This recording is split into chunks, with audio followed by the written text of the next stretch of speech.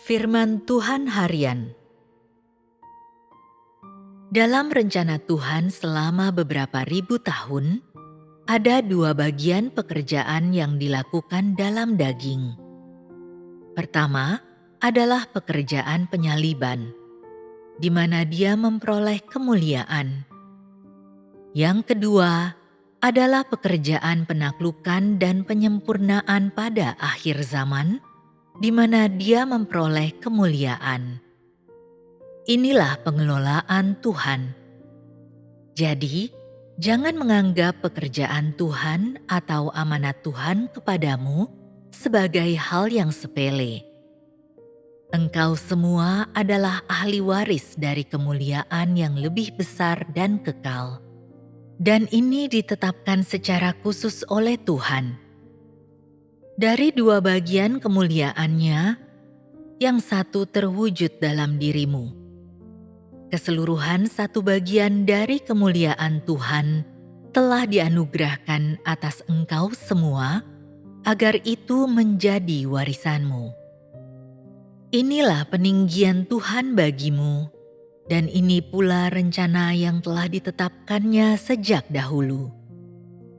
Mengingat besarnya pekerjaan yang telah Tuhan lakukan di negeri tempat sinaga merah yang sangat besar berdiam, jika saja pekerjaan ini dipindahkan ke tempat lain, maka sudah sejak dahulu ini telah menghasilkan kesuksesan besar dan dengan mudah diterima oleh manusia.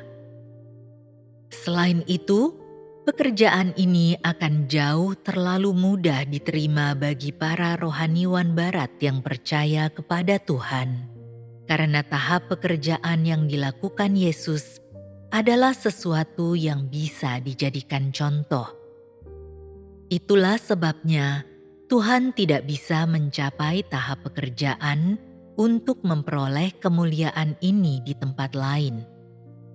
Ketika pekerjaan ini didukung banyak orang dan diakui bangsa-bangsa, kemuliaan Tuhan tidak akan berpengaruh.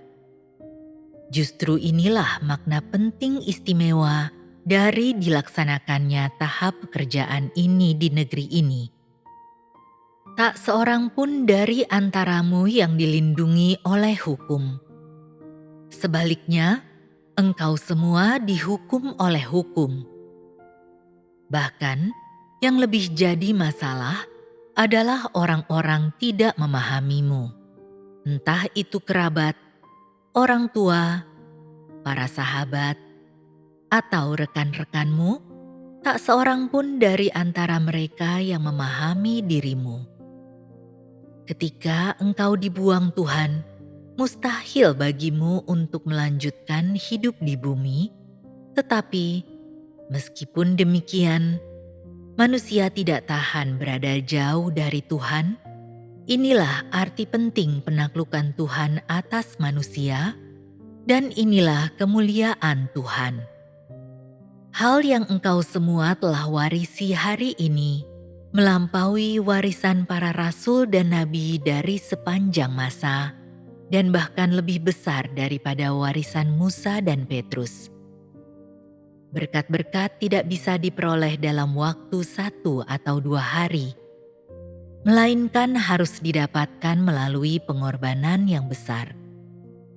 Itu artinya, engkau semua harus memiliki kasih yang telah melalui pemurnian, engkau harus memiliki iman yang besar, dan engkau harus memiliki kebenaran-kebenaran yang Tuhan perintahkan untuk engkau peroleh. Terlebih lagi, engkau harus berpaling pada keadilan tanpa menjadi takut atau mengelak, serta harus selalu memiliki kasih bagi Tuhan sampai mati. Engkau harus punya ketetapan hati, perubahan harus terjadi dalam watak hidupmu, kerusakanmu harus dipulihkan, engkau harus menerima semua pengaturan Tuhan tanpa mengeluh, dan engkau harus taat bahkan sampai mati. Inilah yang harus kau capai. Inilah tujuan akhir pekerjaan Tuhan, dan inilah yang Tuhan minta dari kelompok orang ini. Karena Dia memberi kepadamu, tentu Dia akan meminta balasan darimu dan tentu akan membuat tuntutan yang sesuai terhadapmu.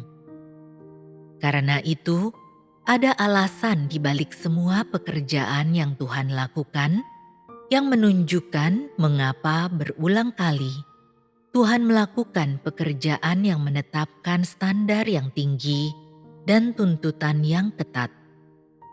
Untuk itulah, engkau harusnya dipenuhi dengan iman kepada Tuhan. Singkatnya, semua pekerjaan Tuhan dilakukan demi engkau, agar engkau semua layak menerima warisannya. Ini bukan demi kemuliaan Tuhan sendiri, tetapi demi keselamatanmu dan untuk menyempurnakan sekelompok orang yang sangat menderita di negeri yang najis ini.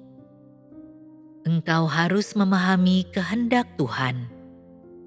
Karena itu, aku mendesak orang-orang bodoh yang tidak memiliki wawasan atau nalar, jangan menguji Tuhan dan berhentilah melawan. Tuhan sudah melalui penderitaan yang tak pernah dialami manusia manapun, dan pada zaman dahulu menanggung penghinaan yang lebih besar sebagai ganti manusia. Apalagi yang tak bisa kau lepaskan? Apa yang mungkin lebih penting daripada kehendak Tuhan? Apa yang mungkin lebih tinggi dari kasih Tuhan? Sudah cukup sulit bagi Tuhan untuk melakukan pekerjaannya di negeri yang najis ini. Jika ditambah lagi, manusia secara sadar dan keras kepala melakukan pelanggaran, pekerjaan Tuhan harus diperpanjang.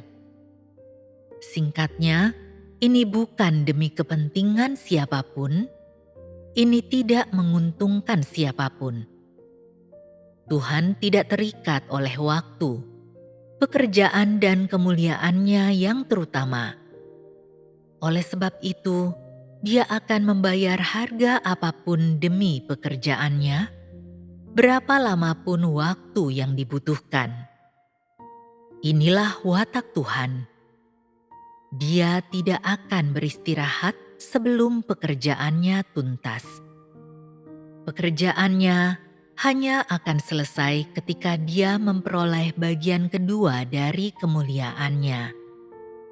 Jika di seluruh semesta Tuhan tidak menyelesaikan bagian kedua dari pekerjaannya untuk memperoleh kemuliaan, harinya tidak akan pernah tiba, tangannya tidak akan pernah meninggalkan umat pilihannya, kemuliaannya tidak akan pernah terbit atas Israel, dan rencananya tidak akan pernah selesai.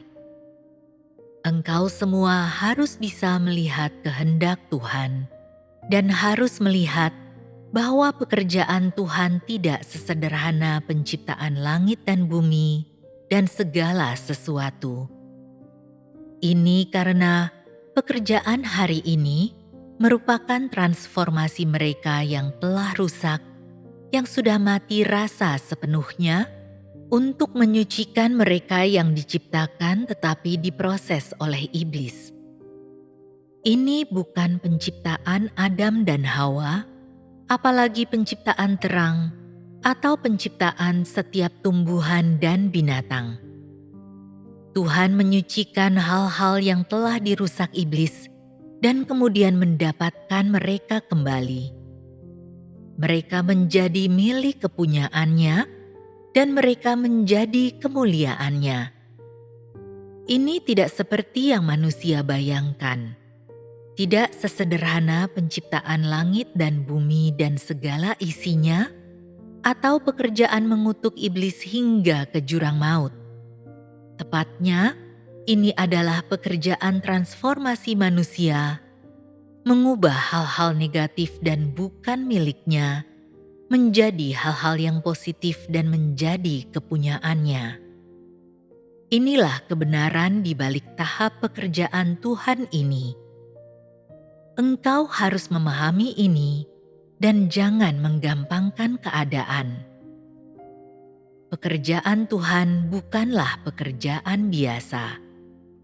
Keindahan dan hikmat pekerjaan ini melampaui pikiran manusia.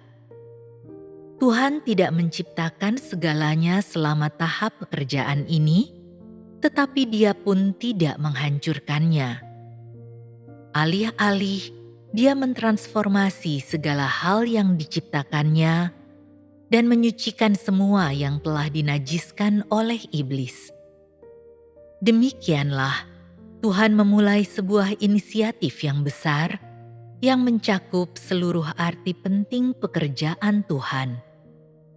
Apakah engkau melihat dalam firman ini bahwa pekerjaan Tuhan sebenarnya sangat sederhana?